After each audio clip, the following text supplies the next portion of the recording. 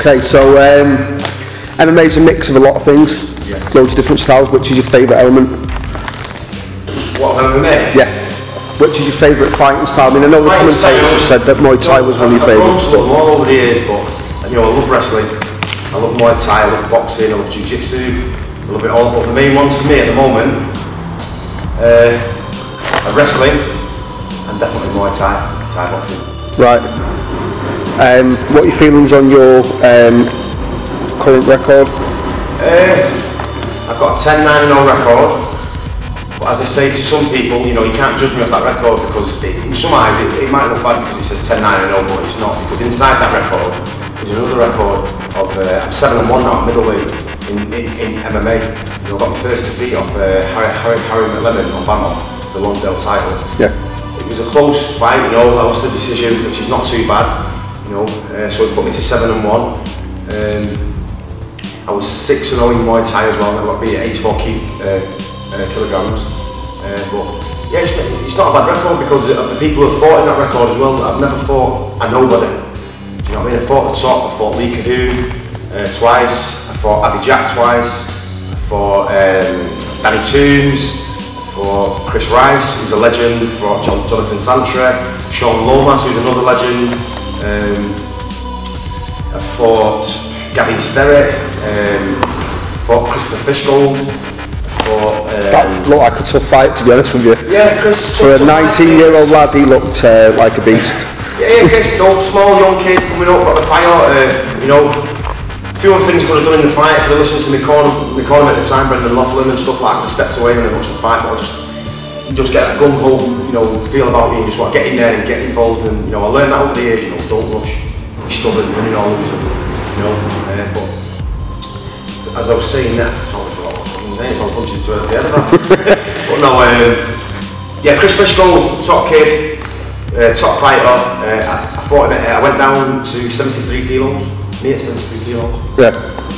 Pretty big lad, that's... Yeah, and I walk around, I get lazy, I walk around 14 stone, plus maybe, so I went down to like 11 stone for something to fight. How did you lose 3 stone? Mate, don't ask me how I done it. Chris, you bastard. You'll laugh at this.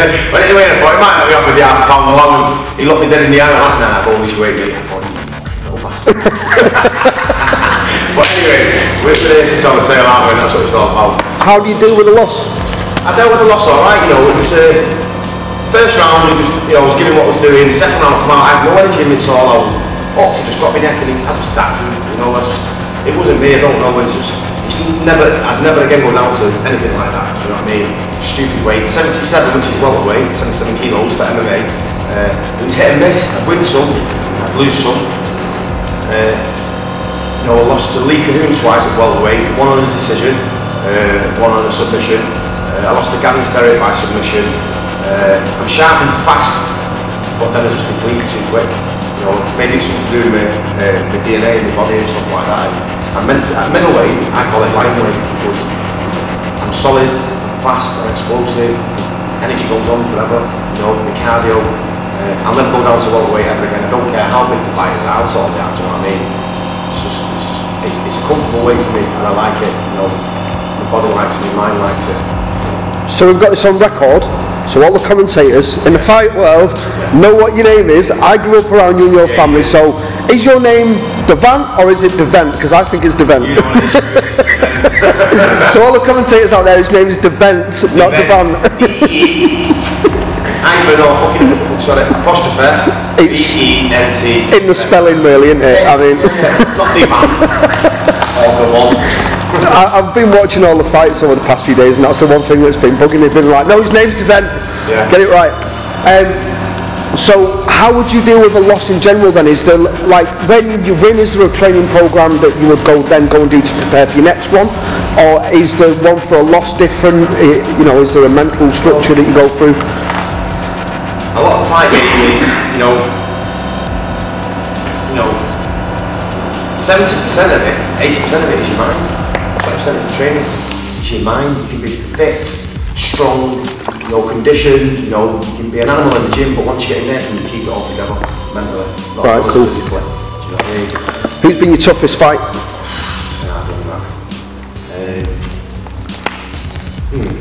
I'll be truthful. I'll be really truthful to them, I think.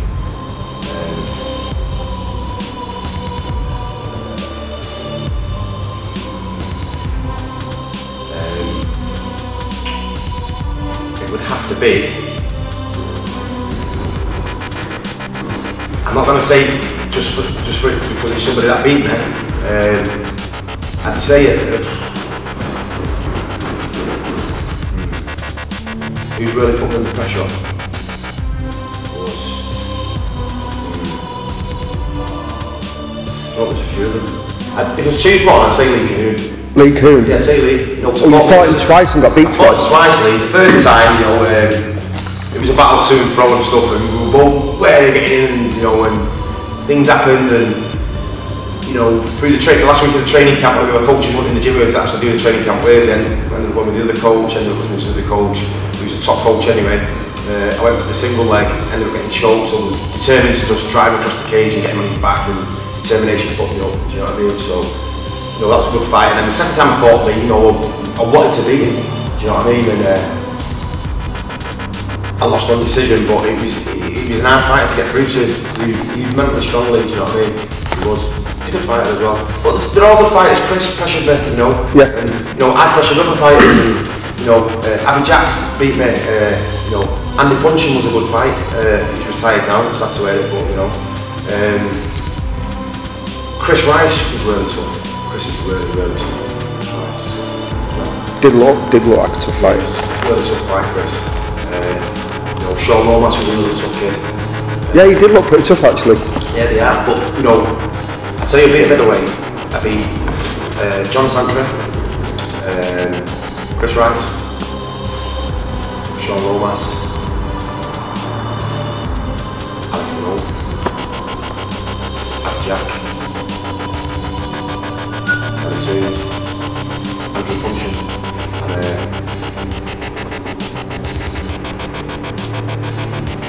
all of them apart from two were stoppages as well. So Chris Rice on decision. Sean went to decision. Three of them went to decision, and obviously the last fight today was Bamo with Harry McLennan, which was a good fight, but Harry won the night. I think I could have done a tiny bit more just to edge it. I didn't. I had a drink before the fight that messed with my mind as well. It was like it's weird. I can't explain it. Like the man was like broken glass getting shook in a box. It was just, my focus was like Linda, my time was off and everything. And it was just, I can blame it on the drink, I can blame it on many things, you know what I mean? But it affected my mental aspects of the whole fight that night. Nothing was going my way anyway. So, fair dues, Harry won. I'm sure we'll meet again, Harry. I'm actually hoping for that. We will. That fight again. We'll meet again, Harry. Yeah. That was actually a really good fight, and I found it hard to choose a winner. Obviously I'm going to be biased because I've known you for a very long time and say you won, but I'm not a professional judge, so I know very little about MMA. What's next for Lions Paw? Lions Paw MMA, well I'll tell you what's next for Lions Paw MMA really is we're moving out to a new gym, a new unit. It's over 6,500 square feet. It's going to be a state-of-the-art gym. It's going to be one of the best gyms in the UK, let alone Manchester. It's going to have the matted area is stupidly big. It's going to have a huge cage, boxing ring. It's going to have all new state-of-the-art equipment, running machines, rowing machines, aerodyne bikes. We're going to have, teardrop bags, water-sealing balls. We're going to have all that in. We're going to have 20-30 bags in there. Not just that, we've got nutritionists on board, and I've got all this through. I just like to look at the chart. Just a friend of mine, Stuart Howard, he sorted it all out. He's sort of the funding and the sponsorship and stuff like that. So to take us forward on leaps and bounds as a team, not just for me, it's for the team, for everyone who's around us and stuff like that. Right. What's been your favourite fight? Favourite fight? Favourite fight, Chris Rice. Chris Rice, why? I don't know. I just let my hands go that night, and I just enjoyed it. Even though I was knackered, I enjoyed it. And it was a really good fight. And that's my favourite fight. You asked me the best fight. Yeah, your best fight. That is obviously what the question's leading to. Knocking out his neck out.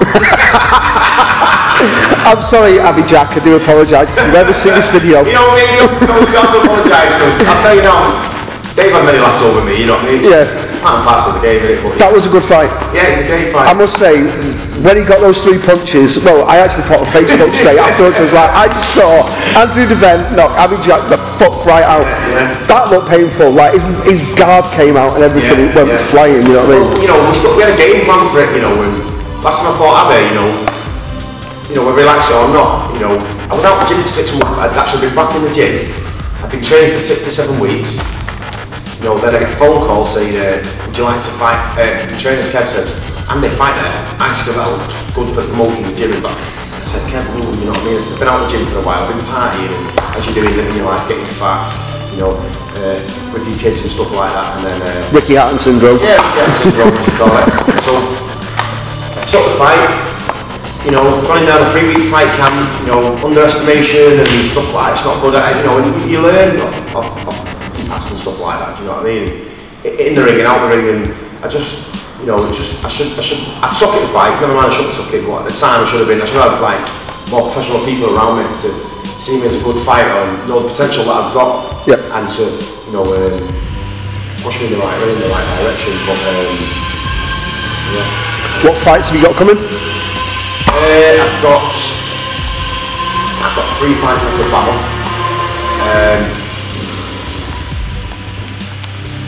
I've just signed for one opponent. I just signed for one opponent on the next fight, which is 2nd of August in Liverpool. I can't tell you the opponent because it's down for the organisation to release it and stuff like that. I've got a possible great matchup for the 3rd one in Manchester to wear out, and the last one, who knows, fingers crossed, it'll be me and Harry McLennan. When you say last one, are you planning on retiring? No, we're not retiring.